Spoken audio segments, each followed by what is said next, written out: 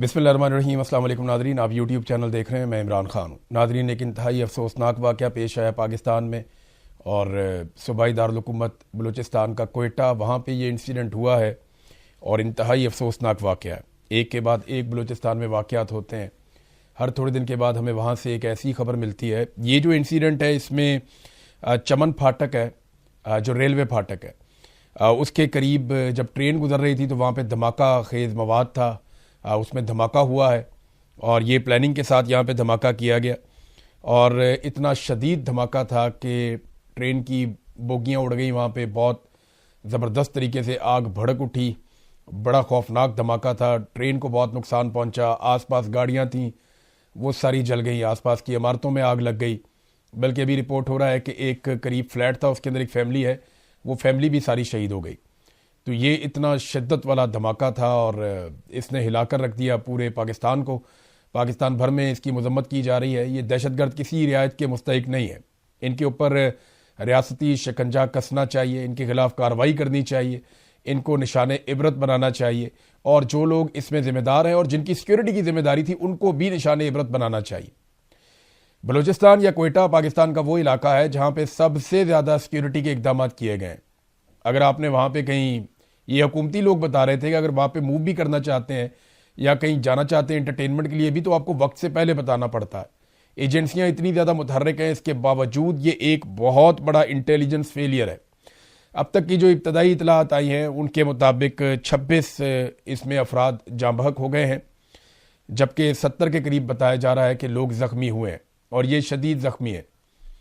लेकिन कुछ हुकूमती ज़राए और सहाफ़ती ज़राए ये कह रहे हैं कि हम पे बहुत दबाव है, हम खुलकर इसकी रिपोर्टिंग नहीं कर पा रहे।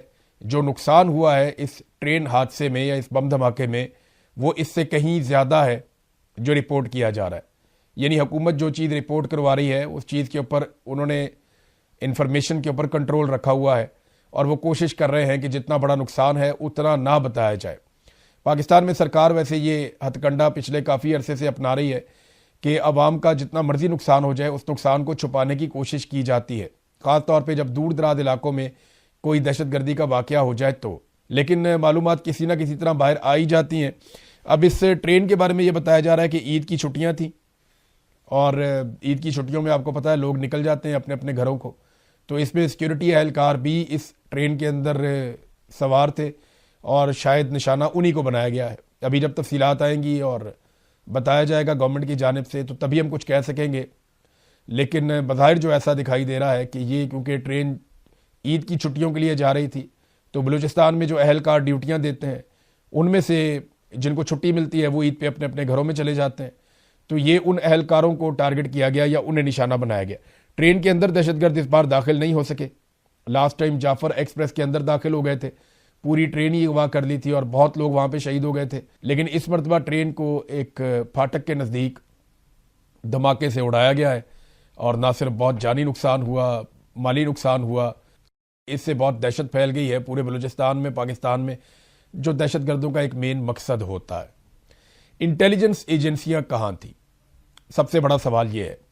हर थोड़े अरसे के बाद पाकिस्तान में एक बड़ा इंटेलिजेंस फेलियर होता है, बार बार एक इंटेलिजेंस फेलियर होता है। लेकिन इसके बावजूद आज तक पाकिस्तान में किसी भी इंटेलिजेंस ऑफिसर को, चाहे वो ISI से है, चाहे वो MI से है, चाहे वो IB से है, किसी भी इदारे से है, किसी भी इदारे के इंटेलिजेंस ऑफिसर को कभी अकाउंटेबल नहीं किया जाता। उनसे नहीं पूछा जाता कि बताओ भाई ये तुम्हें इतना बड़ा धमाका हो गया, पता क्यों नहीं चला, और ये इतना बड़ा फेलियर हो गया, इसके लिए जिम्मेदारी कबूल करो। तो पाकिस्तान में ऐसा नहीं किया जाता। दुनिया के मुअज़्ज़िब जो ममालिक हैं वहाँ पे इंटेलिजेंस अफसरान खुद ही इस्तीफ़े दे देते हैं कि हम आवाम की हिफाजत करने में नाकाम रहे। लेकिन पाकिस्तान में ऐसी कोई गुंजाइश नहीं है। उसकी बड़ी वजह यह है कि इन्हीं इंटेलिजेंस अफसरान को अपने सियासी मकासद के लिए जर्नैल इस्तेमाल करते हैं। यानी अगर पाकिस्तान की इंटेलिजेंस एजेंसीज़ की आप बात करें, चाहे ISI है, चाहे MI है, चाहे IB है या बाकी है, ये सारे आजकल एक ही काम करते हैं। इमरान खान को और उसकी आवाज़ उठाने वालों को कुचल दो, इमरान खान साहब की पार्टी को तोड़ दो, गिलगित बल्तिस्तान का इलेक्शन चोरी कर लो, बलूचिस्तान का इलेक्शन चोरी कर लो, आज़ाद कश्मीर का इलेक्शन चोरी कर लो।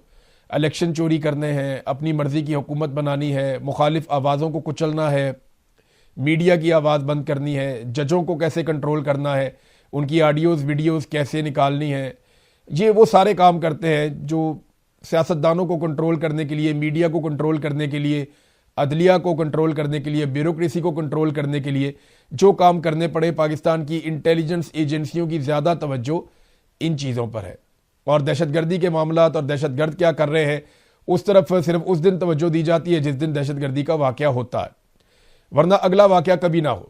یعنی واقعات کو روکا جا سکتا ہے، آپ انٹیلیجنس کے ذریعے سے آپ روک سکتے ہیں کسی واقعے کو ہونے سے پہلے، لیکن بڑے بڑے واقعات جو پاکستان میں لگاتار دہشت گردی کے ہو رہے ہیں وہ اس بات کا ثبوت ہے کہ دہشت گردی کنٹرول کرنے میں پاکستان کا انٹیلیجنس فیلئر ہو رہا ہے، اور انٹیلیجنس ایجنسیوں کی ناکامی کی سب سے بڑی وجہ یہ ہے کہ انہیں ان کے اصل کام سے ہٹا کر سیاستدانوں کے پیچھے لگا دیا گیا ہے، اور یہ ہمیشہ ڈکٹیٹرز کرتے رہے ہیں، اب بھی یہی ہو رہا ہے۔ اور جو حکومت بنائی گئی ہے وہاں پہ اس کی توجہ اس بات پہ نہیں ہے کہ دہشت گردی میں لوگ مارے جا رہے ہیں، اس حکومت کی توجہ اس بات پر ہے کہ وہ اپنی حکومت قائم کیسے رکھ سکتے ہیں۔ یعنی سرفراز بگٹی کو جس وقت وکٹمز کے ساتھ ہونا چاہیے تھا، ان لوگوں کے ساتھ ہونا چاہیے تھا جو دھماکے کے اندر متاثر ہوئے، ان لوگوں کے ساتھ ہونا چاہیے تھا جو لوگ اس وقت باہر کھائے ہوئے ہیں، جو پریشان ہیں، یا سیکیورٹی فورسز کے ساتھ کھڑے ہونا چاہیے تھا، یا اس وقت ان کو بڑی اہم میٹنگز لے رہے ہونا چاہیے تھا۔ اس وقت سرفراز بگٹی ایئرپورٹ پہنچتا ہے اور وہ جا کر محسن نقوی کا استقبال کرتا ہے۔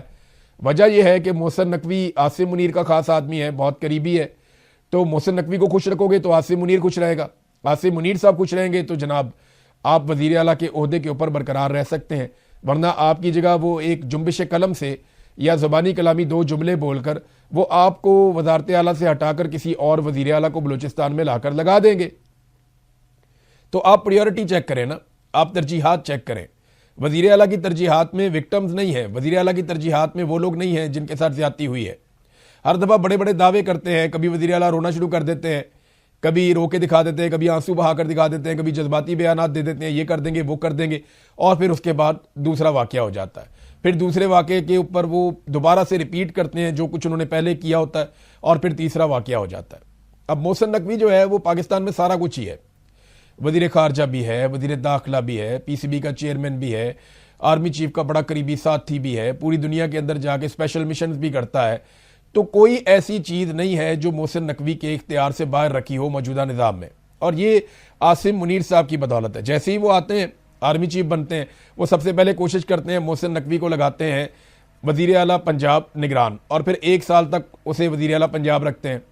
اس کے بعد پھر وہ محسن نقوی کو ایک کے بعد ایک ہر طرح کا عہدہ دیتے ہیں۔ ابھی یہی محسن نقوی جو ہے وہ ایران پہنچا ہوا تھا، کیونکہ وہاں پہ کوئی امن لے کر آنا ہے اور ایران کی اور امریکہ کی صلح کروانی ہے۔ حالانکہ یہ اس کا کوئی پورٹ فولیو نہیں ہے، آئینی نقطہ نظر سے اس کا یہ کام نہیں ہے، لیکن محسن نقوی کو ایران میں موجود ہونا تھا، وہ وہاں پہنچ جاتے ہیں اور وہاں پہ جا کے ڈونلڈ ٹرمپ کے لیے فیس سیونگ تلاش کرتے ہیں۔ لیکن پاکستان کے اندر لگاتار دہشت گردی ہو رہی ہے، جہاں پہ ان کی رسپانسبلٹی ہے وہاں پہ ان کی کوئی توجہ نہیں ہے۔ کچھ عرصہ پہلے محسن نقوی نے کہا تھا کہ یہ تو ایک ایس ایچ او کی مار ہے، یہ جتنے دہشت گرد ہیں ایک ایس ایچ او کی مار ہے۔ اب مجھے بتائیں وہ ایس ایچ او کدھر ہے؟ کبھی شہروں کے اوپر دہشت گرد آتے ہیں، وہ آ کر پورا قبضہ کر لیتے ہیں، کبھی وہ پوری ٹرین یرغمال بنا لیتے ہیں، کبھی سڑکوں کے اوپر آپ جا نہیں سکتے۔ آج آپ بلوچستان میں آزادی سے سڑکوں کے اوپر گھوم نہیں سکتے، مغرب کے بعد آپ کہیں پہ ٹریول نہیں کر سکتے، یا تو آپ کو سیکیورٹی فورسز والے پکڑ کے غائب کر دیں گے یا آپ کو دہشت گرد پکڑ کے غائب کر دیں گے۔ تو آپ کا کوئی مستقبل بلوچستان میں نہیں ہے۔ ہاں، بلوچستان میں اگر حفاظت ہے کسی چیز کی تو معدنیات کی ہے، اور معدنیات کو نکالنے والے ٹرکوں کی ہے، ان گاڑیوں کی حفاظت ہے جن پہ معدنیات پہنچائی جاتی ہیں، ان کنٹینرز کی حفاظت ہے، یعنی جن کو بڑی حفاظت کے اندر نکالا جاتا ہے کہ جناب اس کے اوپر معدنیات جا رہی ہیں ہمارے غیر ملکی آقاؤں کی، لہذا ان کو یہاں سے بالکل محفوظ طریقے سے نکالنا ہے۔ یہی کام جو ہے وہ خیبر پختونخوا کے قبائلی علاقوں میں بھی ہوتا ہے۔ بہرحال بگٹی صاحب نقوی کو گلے لگانے کے لیے، استقبال کرنے کے لیے ایئرپورٹ پہنچ گئے جس وقت انہیں ہونا چاہیے تھا متاثرین کے ساتھ۔ اب ناظرین، عاصم منیر صاحب جن کی پرائم رسپانسبلٹی ہے پاکستانیوں کی حفاظت کرنا، ایک تو یہ صوبائی سبجیکٹ ہے، لیکن اس کے ساتھ کیونکہ بلوچستان ایک ایسا صوبہ ہے جہاں پہ فوج پوری طرح سے کنٹرول رکھے ہوئے ہے، ہر جگہ پہ ان کی چوکیاں بنی ہوئی ہیں اور ہر جگہ پہ فوجی نظام نے کنٹرول کیا ہوا ہے امن و امان کے معاملات کو، تو رسپانسبلٹی تو پاکستان کے آرمی چیف کی بھی بنتی ہے۔ لیکن پاکستان کے آرمی چیف نے پوری دنیا میں رسپانسبلٹی لی ہوئی ہے کہ یہاں بھی میں جاؤں گا، وہاں بھی میں جاؤں گا، اس کو بھی میں ملوں گا، خارجہ پالیسی بھی میں بناؤں گا، داخلہ پالیسی بھی میں بناؤں گا، معیشت کی پالیسی بھی میں بناؤں گا، ملک پورا کیسے چلے گا میں بتاؤں گا، پوری دنیا میں تعلقات میں بناؤں گا۔ تو عالمی سطح پہ پذیرائی تو عاصم منیر صاحب اکٹھی کر رہے ہیں. دیکھیے ٹرمپ کا سہارا جتنا مضبوط ہے نا, یہ بات میری آپ لکھ کر رکھ لیجئے گا, اور یہ میری بات آپ نے یاد رکھنی ہے, یہ میں آپ کو پھر کبھی سنواؤں گا. ڈونلڈ ٹرمپ کا سہارا جتنا مضبوط ہے نا, یہ اتنا ہی ناقابل اعتبار بھی ہے. یہی پاکستان تحریک انصاف کے لوگوں کے ساتھ ہوا. انہوں نے مجھے رابطہ کر کے حلف لے کر کہا کہ ڈونلڈ ٹرمپ سے ہماری ملاقات ہو گئی, اس کے بیٹے سے ملاقات ہو گئی, انہوں نے ہمیں یہ انفارمیشن دے دی. ڈونلڈ ٹرمپ نے کہا کہ جناب میں نے ایک کال کر دی ہے اور آپ کو تھوڑے دنوں میں نظر آئے گا پاکستان میں انسانی حقوق کی خلاف ورزیاں بند ہو جائیں گی. ہم پاکستان پر دباؤ ڈالیں گے, پاکستان کی ملٹری اسٹیبلشمنٹ پر, کہ وہ پاکستانیوں کے ساتھ ظلم اور زیادتی بند کرے, مینڈیٹ کا احترام کرے, آزادی کا احترام کرے. لیکن ڈونلڈ ٹرمپ پاکستان میں ظالم رجیم کے ساتھ کھڑا ہو گیا. وہ جتنا طاقتور ہے اتنا ہی ناقابل اعتبار ہے. پاکستان تحریک انصاف کو یہ دھچکا لگ چکا ہے, اور امریکہ میں بے شمار اور لوگوں کو یہ دھچکا لگ چکا ہے. اب عاصم منیر صاحب کا تکیہ اگر ڈونلڈ ٹرمپ کی طاقت کے اوپر ہے تو یاد رکھیے گا ان کا جو اس وقت سپورٹر ہے وہ بہت طاقتور ضرور ہے, لیکن یہ اتنا ہی ناقابل اعتبار بھی ہے, آپ اس پہ بھروسہ نہیں کر سکتے. اور پاکستان میں عاصم منیر صاحب کی صورتحال یہ ہے کہ نون لیگ اور پیپلز پارٹی دونوں کے جنازے ان کے کاندھوں پر ہیں, اور ان جنازوں کو لے کر وہ پاؤں گھسیٹ کے چل رہے ہیں, اور پاکستان نہیں چل پا رہا. یہ عاصم منیر صاحب نے بوجھ اٹھایا ہوا ہے, فوج نہیں اٹھایا ہوا ہے. پوری فوج جو ہے وہ اس کے لیے رسپانسیبل ہے. جب ایک آرمی چیف ایک حرکت کرتا ہے تو پھر فوج پوری ذمہ دار ہو جاتی ہے نا اس کے لیے, کیونکہ وہ ایک ادارہ ہے, اور بطور ادارہ وہ اپنے چیف کی ہر حرکت کو سپورٹ کرتے ہیں. دیکھیں نا, پاکستان میں الیکشن چوری کر کے مسترد شدہ لوگوں کو لا کر اقتدار میں بٹھا دیا عاصم منیر صاحب نے. اب ان کے سیاسی جنازوں کو کندھوں پہ اٹھا کے پوری فوج گھسیٹ رہی ہے, اور بدنامی فوج کے کھاتے میں پڑ رہی ہے. سیاستدان تو ہمیشہ سے ہی بدنام رہتے ہیں, ہمیشہ سے ان کے ساتھ یہ سب کچھ ہوتا رہتا ہے, لیکن بطور ادارہ فوج کو بہت نقصان ہوا ہے. جن لوگوں کو لا کر بٹھایا گیا پرفارمنس کے نام کے اوپر انہوں نے ٹکے کا کام نہیں کیا. یعنی کوئی تھوڑا سا بھی کام وہ کر لیتے, انہوں نے صرف سیر سپاٹے کیے, انہوں نے دنیا گھومی, انہوں نے موج مستی کی, اس کے علاوہ انہوں نے کوئی کام نہیں کیا. پاکستان کے اوپر قرضے بڑھتے چلے گئے. ابھی شہباز شریف جا کے چائنا میں کہہ رہے ہیں, دیکھیں یہ دو خبریں آپ ملا کر پڑھیں گے تو آپ کو کہانی کیسے سمجھ آئے گی. شہباز شریف چائنا جا کر چائنا میں یہ کہہ رہے ہیں کہ جناب آپ کے یہاں پہ لیبر ہو گئی ہے مہنگی, پاکستان میں لیبر سستی ہے, آپ اپنی انڈسٹری اٹھائیں اور پاکستان میں لے آئیں. پاکستان میں لا کر آپ انڈسٹری لگائیں, آپ کو سستی لیبر مل جائے گی اور ہمیں روزگار مل جائے گا, تو اس طرح ہم مل کر آگے بڑھ سکتے ہیں. ساتھ ہی خبر آتی ہے جناب بلوچستان کے اندر بہت بڑا دھماکہ, درجنوں لوگ شہید اور بہت بڑی تعداد میں لوگ زخمی ہو گئے. اب مجھے بتائیں کون شہباز شریف کی بات سنے گا؟ کوئی پاگل ہی سنے گا نا. اور بھی سرمایہ کاری ایسے نہیں آنی پاکستان میں, آپ کو چند چیزیں پاکستان میں انشور کرنی پڑیں گی, پھر پاکستان میں سرمایہ کاری آئے گی. نمبر ایک, پہلی چیز آپ کو یہ کرنی پڑے گی کہ دہشت گردی کو آپ کو زیرو کرنا پڑے گا. جس ملک میں دہشت گردی کا واقعہ ہوتا ہے وہاں پہ سرمایہ کار نہیں جاتا. وہ یہ نہیں دیکھتا کہ بلوچستان کی طرح ہے تو سندھ کی طرح ہے تو خیبر پختونخوا کی طرح ہے تو پنجاب کی طرح, وہ نہیں دیکھتا. وہ یہ دیکھتا ہے کہ جناب اس ملک کے اندر دہشت گردی کا واقعہ ہوا, میں یہاں سرمایہ کاری نہیں لے کر جا رہا. نمبر ایک, دہشت گردی زیرو کرنی پڑے گی. نمبر دو, سیاسی استحکام لے کر آنا پڑے گا, اور اس کے لیے ضروری ہے کہ عاصم منیر صاحب عوام کے ساتھ ضد کرنا چھوڑیں. جسے عوام منتخب کرتے ہیں انہیں حکومت کرنے دیں, اور اپنی مرضی کے لوگوں کو لا کر قوم پہ مسلط نہ کریں, تو سیاسی استحکام بھی آ جائے گا. یہ ہوگی دو چیزیں, پھر آپ کے ملک میں سرمایہ کاری آ گئی. تیسرا, آپ کو ہر حال میں پاکستانیوں کے لیے آزادی اظہار رائے, آزاد عدلیہ اور امن و امان کے معاملات بہتر کرنے پڑیں گے. عدلیہ آزاد ہوگی تو لوگ آئیں گے نا پاکستان میں پیسہ لے کر. یعنی لوگوں کو اس بات کے اوپر اعتبار ہو جائے گا کہ اگر ہمیں کوئی لوٹ لیتا ہے, ہمارے ساتھ کوئی دو نمبری کرتا ہے, تو اس ملک کے اندر ایک عدالت بھی ہے جہاں پہ ہم جائیں گے تو ہمارے حق میں فیصلہ بھی آ جائے گا جب ہمارے ساتھ زیادتی ہوگی. اب پاکستان کی عدلیہ دنیا کے آخری نمبروں پہ چل رہی ہے, بدترین کارکردگی دکھا رہی ہے. جج بیچارے خود لیٹر لکھ کے انصاف مانگ رہے ہیں. تو مجھے بتائیں نا, پھر اس ملک کے اندر کیسے لوگ سرمایہ کاری لے کر آئے؟ میڈیا بالکل آزاد نہیں ہے, میڈیا کوئی بات ہی نہیں کر سکتا, کوئی چیز ہی نہیں کر سکتا, کچھ کہنا چاہے تو کہہ نہیں سکتا. بیچارے اشاروں کے اندر بات کرتے ہیں تو تب بھی اٹھائے جاتے ہیں. ابھی تو حالات یہ ہو گئے ہیں, بیچارے وہ لوگ جو پی ایم ایل این کو سپورٹ کرتے تھے یا پاکستان کی ملٹری اسٹیبلشمنٹ کو سپورٹ کرتے تھے جب پاکستان تحریک انصاف کو مار پڑتی تھی, وہ بھی لوگ بیچارے اب یہ کہنے پر مجبور ہو گئے. دیکھیں نا, ہر آدمی کی ایک لمٹ ہوتی ہے. میں انہیں برا نہیں کہتا, اگر وہ لوگ یہ کہتے ہیں کہ پاکستان تحریک انصاف کے دور میں زیادتیاں ہوئی ہیں تو بالکل ہوئی ہیں, ایسا نہیں ہے کہ نہیں ہوئی. بری ذمہ نہیں ہو سکتا کوئی اپنے دور میں کی ہوئی زیادتیوں سے، لیکن وہ لوگ جب خوش تھے اس بات سے کہ پاکستان تحریک انصاف کو مار پڑ رہی ہے تو انہیں آئیڈیا نہیں تھا کہ پاکستان کے ادارے برباد ہو رہے ہیں۔ اب وہ لوگ بھی سر پکڑ کے بیٹھے ہیں اور وہ یہ کہہ رہے ہیں کہ جناب پولیس بے لگام ہو چکی ہے، بیوروکریسی بے لگام ہو چکی ہے، اور ان کے پاس کارکردگی دکھانے کا صرف ایک ہی طریقہ ہے کہ پی ٹی آئی کو مارو، باقی اپنے مفادات نکالو، اپنے فائدے نکالو۔